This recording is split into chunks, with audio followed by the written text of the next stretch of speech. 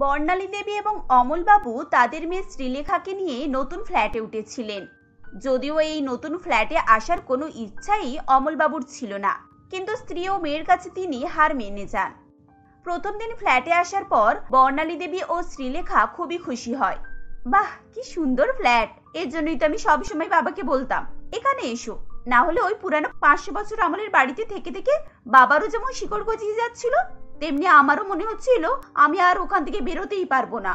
আরে আমি জোর না করলে কি তোর বাবা ওই বাড়ি ছেড়ে আসতো নাকি? যেদিন আমি জ্যোতিষী বাবাকে তোর হাতটা দেখালাম সেই দিনই তো বাবা বললেন এই বাড়ি না ছেড়ে বেরোলে মেয়ের বিয়ে যোগ হবে না। এ কথা শোনার পর তোর বাবা রাজি হলো, তা না হলে মাথা কুটে মরে গেলেও ওই লোককে তার পুরনো ভিটেতে নড়ানো যেত না।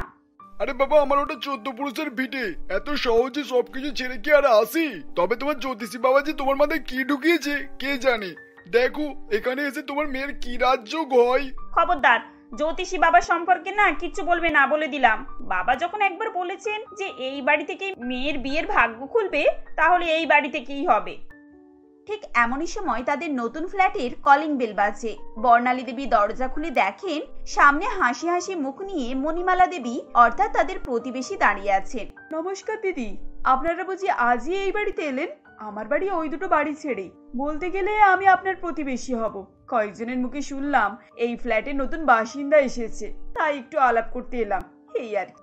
খুব ভালো করেছেন, আসুন আসুন, ভেতরে আসুন। দেখুন তো কোথায় বসতে দিয়ে আপনাকে, চারিদিকে সব অগোছালো হয়ে পড়ে রয়েছে। আসলে সবে ঘন্টাখানেক আগে এলাম তো। আরে আরে ঠিক আছে, এত ব্যস্ত হতে হবে না আপনাকে। আমি আপনাদের জন্য গরম গরম চা এনেছি, আগে সবাই মিলে চা খেয়ে নিন। চলুন, আপনার তো কিচেন এখনো রেডি হয়নি, চা খেয়ে একটু এনার্জি আসুক, তারপর সব করবেন। প্রতিবেশী এলে তাদেরকে গোছগাছ করতে সময় দিতে হয়। মণিমালা দেবীর ব্যবহারে বর্ণালী দেবী এবং বাকিরা খুবই খুশি হয়। সবার কাপে চা ঢালতে ঢালতে মণিমালা দেবী বলেন, আপনাদের বাড়িতে এখনো এসি লাগানো হয়নি? তাই তো বলি কেন এত গরম হচ্ছে। আসলে আমি আবার না এসি ছাড়া থাকতে পারি না একদম। আমাদের বাড়িতে মোট 16টা রুম, প্রত্যেকটা রুমেই এসি লাগানো। কে 16টা রুম? আপনি তো ফ্ল্যাটে থাকেন নাকি? আরে না না, ফ্ল্যাটে আমি কেন থাকবো? এই দুটো বাড়ি দেখছো, ওই বাড়ি দুটো ছেড়েই আমার বাংলো, আমরা ওখানেই থাকি। আপনারা একদিন সময় করে যাবেন কেমন? এখন উঠি, বাড়ি গিয়ে আবার দেখি কাজের লোকগুলো ঠিকঠাক করে কাজ করছে কিনা। একটু কোথাও বেরোলেই না ওরা সব কাজে ফাঁকি দেয়। হ্যাঁ হ্যাঁ, আমরা অবশ্যই একদিন আপনার বাড়িতে যাব। আপনার সঙ্গে কথা বলে খুব ভালো লাগলো দিদি। মণিমালা দেবী চলে যাবার পর বর্ণালী দেবী তার স্বামীকে বলেন, দেখলে তো বলেছিলাম না, বাড়ি পাল্টালে আমার মেয়ের ভাগ্য খুলে যাবে। এই চত্বরে 101 কোটিপতি রয়েছে, যেখানে হোক না যেখানে হোক আমার মেয়ের বিয়ে দিলেই হবে। সারা জীবন রানী হয়ে থাকবে আমার মেয়ে। তাহলে এবার বলো, বাবাজি ভুল বলেছিল কি? মা, আমার তো এই সবকিছু স্বপ্ন বলে মনে হচ্ছে। সত্যি সত্যি আমরা কত ভালো জায়গায় এসে গেছি বলো। আর এরকম একটা কোটিপতি বাড়িতে আমার যদি বিয়ে হয়, তাহলে আমিও তো মণিমালা আন্টির মতো বাংলোতেই থাকতে পারবো। চাকর বাকর সারাদিন আমার আশেপাশে ঘোরাঘুরি করবে, এসি ছাড়া আমি বেরোবই না। উফ, ভেবেই আমার খুব খুশি লাগছে। এখন থেকে এত খুশি হয়ে লাভ নেই, এই বাড়িতে অনেক কাজ আছে, সেগুলো কর। আর শোন, কালকে আমার সঙ্গে যাবি, কলেজে অ্যাডমিশনটা নিয়ে নিবি, এমনিতেও অনেক দেরি হয়ে গেছে। পরের দিন অমলবাবু তার মেয়েকে কলেজে নিয়ে যান এবং অ্যাডমিশন করিয়ে দেন। প্রথম দিন ক্লাসে যাওয়ার পর শ্রীলেখা সোনিয়া নামে একটি মেয়ের পাশে বসে এবং কিছু কথাবার্তা বলে।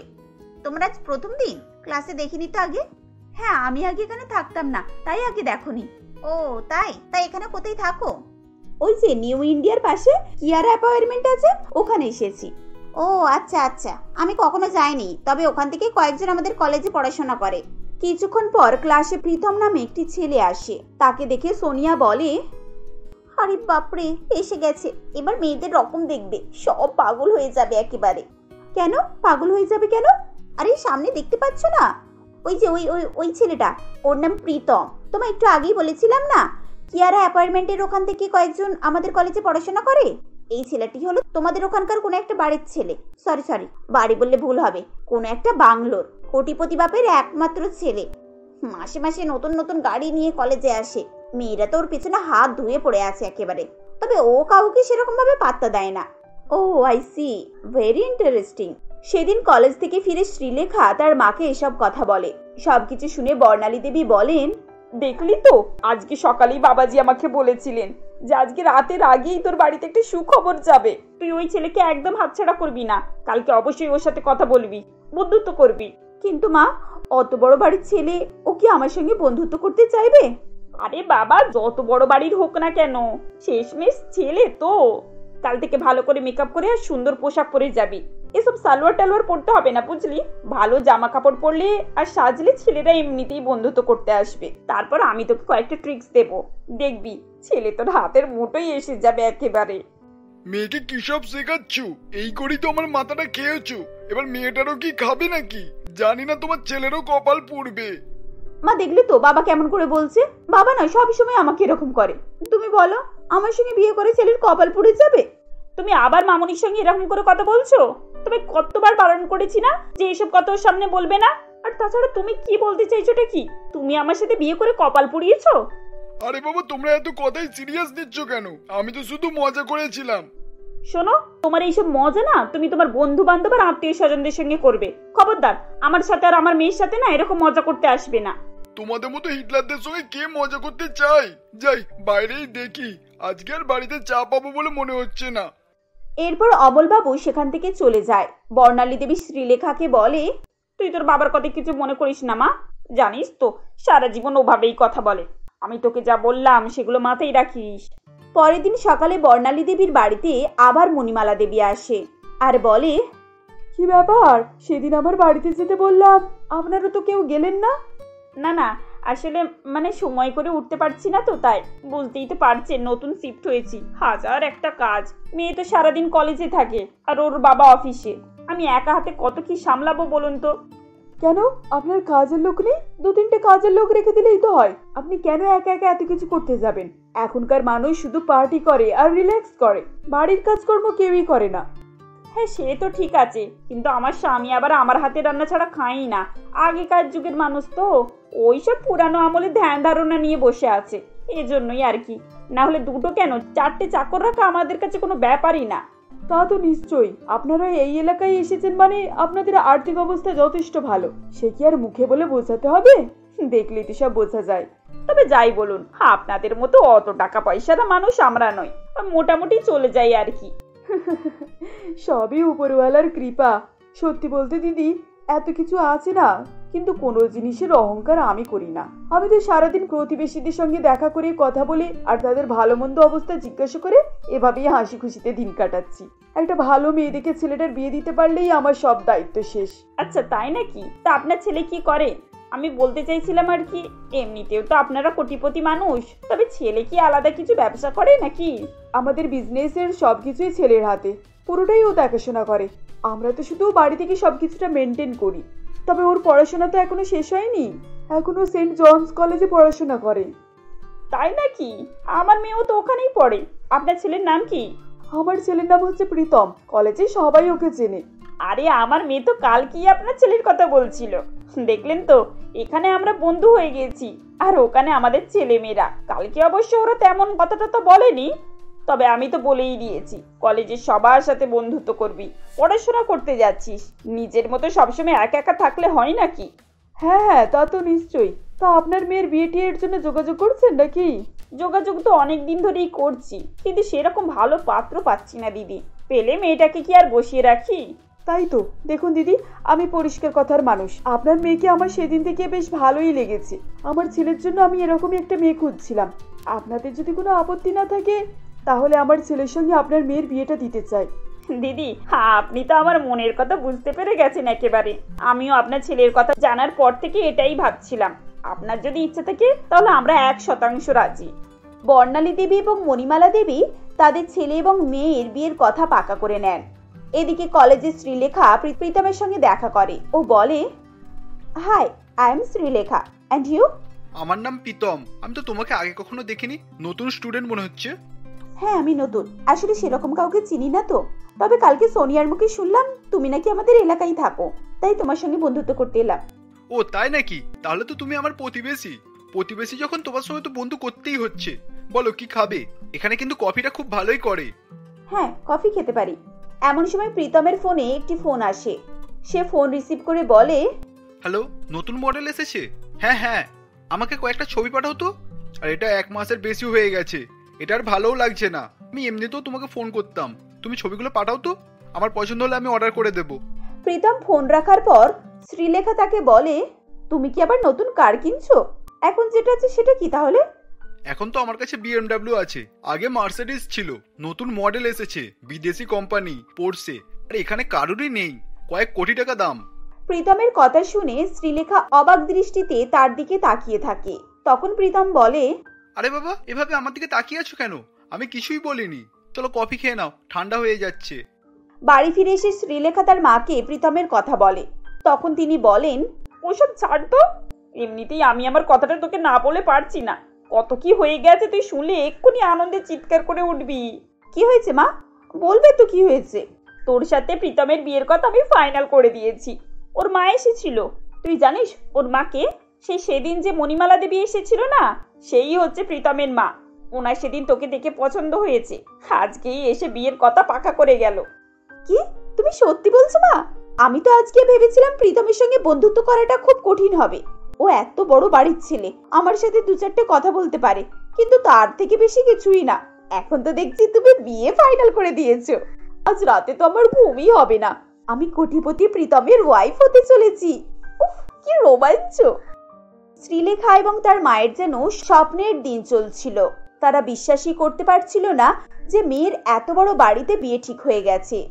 এদিকে লোকজন ভাঙিয়ে দেবে সেই ভয়ে তারা কাউকেই কিছু জানায় না এবং চুপি চুপি মেয়েকে নিয়ে গিয়ে কোর্ট ম্যারেজ করিয়ে দেন। শ্রীলেখা বিদায় হয়ে নতুন বাড়িতে আসে। গাড়ি থেকে নেমে বাড়ির সামনে দাঁড়িয়ে সে চিৎকার করে ওঠে, আরে এটা কি? এটা তোমরা কোথায় আনলে আমাকে? এটা তো দেখছি একটা ভাঙা বাড়ি। শ্রীলেখা, এভাবে বলো না, এটা তোমার শ্বশুর বাড়ি, অর্থাৎ আজ থেকে এটা তোমারই বাড়ি। মানে এই ভাঙা 3 দেওয়ালের বাড়িটা আমার শ্বশুর বাড়ি? তোমরা তো বলতে তোমাদের এখানে বাংলো আছে, তোমরা সবাই সেখানেই থাকো। হ্যাঁ, এ বাড়ির উল্টো দিকে যে বাংলাটা দেখছো, ওই বাড়িতেই আমরা থাকি। আসলে ওটা আমাদের মালিক জগন্নাথ বাবুর বাড়ি। ওই বাড়িতেই তো আমি, মা, বাবা কেয়ারটেকার হিসেবেই থাকি। মা ওই সারাদিন চাকর বাকরদের দেখাশোনা করে, কোথায় কি কাজ করতে হবে না করতে হবে তাই বলে দেয়। আর বাবা মালির কাজ করে, আমি ড্রাইভার। যতগুলো নতুন গাড়ি আছে সবগুলো আমার হাতেই থাকে। এইসব তুমি কি বলছো? তুমি তো বলেছিলে তুমি নতুন গাড়ি কিনছো, তাও কোটি কোটি টাকা দাম। তোমার মা এসি ছাড়া থাকে না। ও তাহলে তোমরা এই ধরনের কোটিপতি? অন্যের টাকা নিয়ে নিজেদেরকে কোটিপতি বলো, আর অন্যের বাংলো নিয়ে সেটাকে নিজের বাংলা বলো? আমরা কোনো মিথ্যা কথা বলিনি, তুমি নিজেই ভেবে দেখো না। আমি ড্রাইভার হতে পারি, কিন্তু আমার হাতেই তো সমস্ত দায়িত্ব থাকে। মালিকের তো পছন্দ হওয়ার আগে আমাকেই পছন্দ করতে হয়। আর আমি যে গাড়িটা পছন্দ করে দিই, মালিকের ওটাই পছন্দ। আর আমি যেখানে খুশি গাড়ি নিয়ে যেতে পারি, মালিকের তাতে কোনো আপত্তিও হয় না। আমি কোন ঝামেলা এসে জড়িয়ে গেছি? কি ভেবেছিলাম আর কি হয়ে গেল আমার সাথে? আরে বৌমা, এখানে দাঁড়িয়ে দাঁড়িয়ে এত সব কি বলছো? চলো ভেতরে চলো। আমাদের বাড়িতে 3টে দেওয়াল, তবে এদিকে বাংলোর দেওয়ালে গার্ড হয়ে আছে, তাই এটা 4টে দেওয়ালই বলতে পারো। আজ রাতটুকু এখানে কাটিয়ে নাও মা, কাল থেকে বাংলোতে থাকবে। মানে সারাদিন বাংলোতে থাকবে, এসির হাওয়া খাবে, চাকর বাকরদের দুটো কথা শোনাবে, তাদেরকে দিয়ে বাড়ির সমস্ত কাজকর্ম করিয়ে নেবে, তারপর আবার রাত্রিবেলা নিজের বাড়িতে ফিরে আসবে। কত আরাম আয়েশের জীবন বলো তো? হ্যাঁ মা, সত্যি এত আরাম আমি তোমার বাপের বাড়িতেও করিনি। পরের দিন শ্রীলেখা তার মাকে ফোন করে আর বলে, মা তোমরা আমাকে কোথায় ফাঁসিয়ে দিলে? তোমরা জানো এরা কোনো কোটিপতি নয়, একজন কোটিপতি লোকের বাড়িতে কেয়ারটেকার মাত্র। জানতাম না রে মা, তবে গতকালই জেনেছি। আশেপাশে সবাই এসে বলে গেল। আসলে তোর বিয়ের খবরটা কোথা থেকে সব জায়গায় জানাজানি হয়ে গিয়েছিল। আমরা তো চেপে রাখার চেষ্টা করেছিলাম, কিন্তু অনেক বড় ভুল করেছি রে মা। হ্যাঁ, এখন তা বুঝতে পারছি। মা আমাকে এখান থেকে নিয়ে যাও, আমি ফ্ল্যাটে যেতে চাই। ফ্ল্যাট তো আমরা ছেড়ে দিয়েছি মা। বাবাজির ফোন এসেছিল, উনি বললেন উনি অন্য কোনো মেয়ের কুষ্টি দেখে ভুল করে ওটা তোর ভবিষ্যৎ বলে দিয়েছিলেন। এখন এখানে থাকা নিরাপদ নয়, আর তোর বাবা খুব রেগে গেছে, তাই এখানে সবকিছু ছেড়ে ছুড়ে আমরা আবার দেশে ফিরে যাচ্ছি। তুই একটু ম্যানেজ করে থেকে যা মা, কি আর করবি, কপালে যা ছিল তাই হয়েছে। এই বলে বর্ণালী দেবী ফোন রেখে দেয়। বেচারি শ্রীলেখা বেশি লোভ করতে গিয়ে নিজেই নিজের জালে জড়িয়ে যায় এবং সারা জীবন তাকে প্রীতম ও তার পরিবারের সঙ্গেই কাটাতে হয়। ঈশিতা তার মা রূপসা দেবীর সঙ্গে শহর থেকে কিছুটা দূরে আরামবাগের একটি গ্রামে বাস করত। অনেকদিন আগে ঈশিতার বাবা হৃদরোগে মারা যায়, যার ফলে সংসার চালাতে রূপসা দেবী পাশেরই শহরে কার্তিকবাবুর বাড়িতে কাজ করে কোনো রকমে সংসার চালাতো। সে কাজ করে যে টাকা রোজগার করত তাই দিয়ে তাদের মোটামুটি দুবেলা খাবার জুটে যেত, কিন্তু আর অন্য প্রয়োজন মিটত না। এমনই একদিন রূপসা দেবী কাজ শেষে বাড়ি ফিরেছিল। তখন ঈশিতা বলে, মা, এবছরে তো শীতকাল পড়ে গেল, তুমি আমায় কবে সোয়েটার কিনে দেবে? আমার তো একটাও সোয়েটার নেই, আর তুমি আমাকে আগের বছরে বলেছিলে এবছর আমাকে সোয়েটার কিনে দেবে। হ্যাঁ রে মা, কিনে দেব। কাল এই মাসের শেষ, কাজের টাকাটা পেলেই আমি তোকে সোয়েটার কিনে দেব। আর আজ আমি দোকানে তোর জন্য সোয়েটারই দেখছিলাম। তুমি সত্যি বলছো মা? তাহলে কাল আমি তোমার সঙ্গে যাব, আর আমি আমার পছন্দ মতো সোয়েটার কিনবো। ঈশিতার মুখে একথা শুনে রূপসা দেবী একটু চিন্তায় পড়ে যায়, কারণ সে সেদিন মিথ্যা কথাই বলেছিল। আসলে সে সেদিন কোনোই সোয়েটার দেখেনি। এরপর রূপসা দেবী মনে মনে ভাবে, বলে তো দিলাম এই মাসে টাকা পেয়ে সোয়েটার কিনে দেব, কিন্তু কি করে সম্ভব হবে ওইটুকু টাকায়? কি করে সংসার চালাবো? তার উপরে ঈশিতার স্কুলের ফিস দেব কি করে? এদিকে রূপসা দেবী পরের দিনের কথা ভেবে চিন্তায় পড়েছিল, আর অন্যদিকে ঈশিতার নতুন সোয়েটার পাবে এই আশায় খুবই খুশি ছিল। এভাবেই সেদিনটা কেটে যায়। পরের দিন ঈশিতা তার মায়ের কথা অনুযায়ী তার সঙ্গে সোয়েটার কিনতে যায়। তখন, এই সোয়েটার নিয়ে যাও, সোয়েটার একেবারে নতুন নতুন রকমারি সোয়েটার, এবছরের লেটেস্ট ডিজাইনের সোয়েটার। মা, ওই দেখো একটা লোক সোয়েটার বিক্রি করছে, চলো না আমরা ওর কাছে যাই, সোয়েটারগুলো দেখতে কি সুন্দর। হ্যাঁ বাবু, আসো আসো, তোমার সাইজেরও হয়ে যাবে। এখন তুমি কোন রঙের নেবে আমায় বলো। আচ্ছা দাদা, রঙের কথা না হয় পরে হবে, এখন সোয়েটারগুলোর দাম কত করে আগে সেটা বলুন। দাম নিয়ে আপনাকে চিন্তা করতে হবে না, ওই ধরুন 500 টাকা থেকে শুরু। আপনার এখন কোনটা পছন্দ আগে বলুন, আমি বের করছি। কি 500 টাকা?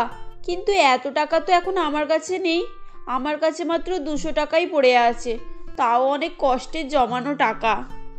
রূপসা দেবী এভাবেই চিন্তা ভাবনা করতে থাকে। তাকে এরকম চিন্তা করতে দেখে ঈশিতা বলে, মা, তুমি এতক্ষণ ধরে কি ভাবছো? তোমার কাছে কি টাকা নেই নাকি? যদি না থাকে তাহলে থাক, আমার আর সোয়েটার লাগবে না। এই কয়েক মাস তো শীতকাল মাত্র, তারপর সেই গরমকাল চলে আসবে। হ্যাঁ হ্যাঁ, যাও, এমনিতেও তোমাদের মতো ভিখিরিরা ভালো জিনিস কিনতে পারবে না, আর যখন কিনতেই পারবে না তখন শুধু শুধু আমার সময় নষ্ট করলে কেন? যত সব। দোকানদারটির কাছ থেকে এভাবে অপমানিত হয়ে রূপসা দেবীর মন খারাপ হয়ে যায়। অপরদিকে ছোট ঈশিতার বুদ্ধিমত্তা দেখে রূপসা দেবীর চোখে জল চলে আসে এবং সে বলে, আজ যদি তোর বাবা বেঁচে থাকতো তাহলে তোকে এই শীতে এত কষ্ট পেতে হতো না। জানি না এভাবে আর কতদিন চলবে, আমি হয়তো কোনোদিনই তোর কোনো ইচ্ছা পূরণ করতে পারবো না। মা, তুমি এসব নিয়ে চিন্তা ভাবনা করো না, দেখবে সব ঠিক হয়ে যাবে। এরপর ঈশিতা ও রূপসা সেদিন আর কোনো সোয়েটার না দেখেই বাড়ি চলে আসে। এভাবেই সেদিনটা কেটে যায়। পরের দিন রূপসা দেবী কাজে যাওয়ার সময় ঈশিতা বলে, মা, আজ তো আমার স্কুলের ছুটি আছে, আজ আমি তোমার সঙ্গে যাব, নিয়ে চলো না আমাকে। এমনিতেই একটু দেরি হয়ে গেল, তুই যাবি আমার সঙ্গে? কিন্তু ওখানে কোনো রকমের দুষ্টুমি করলে চলবে না, ওই বাড়ির ম্যাডাম খুবই রাগী, বুঝেছিস তো?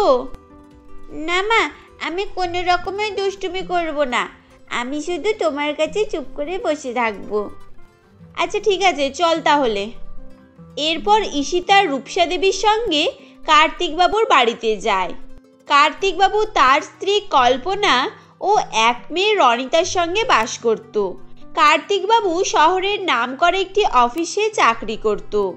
রূপসা দেবীর স্বামী মারা যাওয়ার পর থেকেই রূপসা দেবী কার্তিকবাবুর বাড়িতেই কাজ করে। সেদিনই সকালে, কিরে রনিতা, এত ঠান্ডা পড়েছে আর তুই সোয়েটার গায়ে না দিয়ে ঘুরে বেড়াচ্ছিস? এতে তো তোর শরীর খারাপ করবে।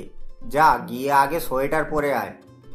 না বাবা, আমি পুরানো সোয়েটার পরবো না, আগে তুমি আমাকে নতুন সোয়েটার কিনে দাও, তবে পরবো, না হলে আমি এভাবেই থাকবো। নতুন সোয়েটার মানে? আগের বছরই তো শীতের শেষে সোয়েটার কিনে দিলাম, মাত্র কয়েকবারই তো পরেছিস। এখন আবারও তোকে নতুন সোয়েটার কিনে দিতে হবে? না, এবছরে মার্কেটে নতুন ডিজাইনের সোয়েটার এসেছে, আমাকে ওটাই কিনে দিতে হবে।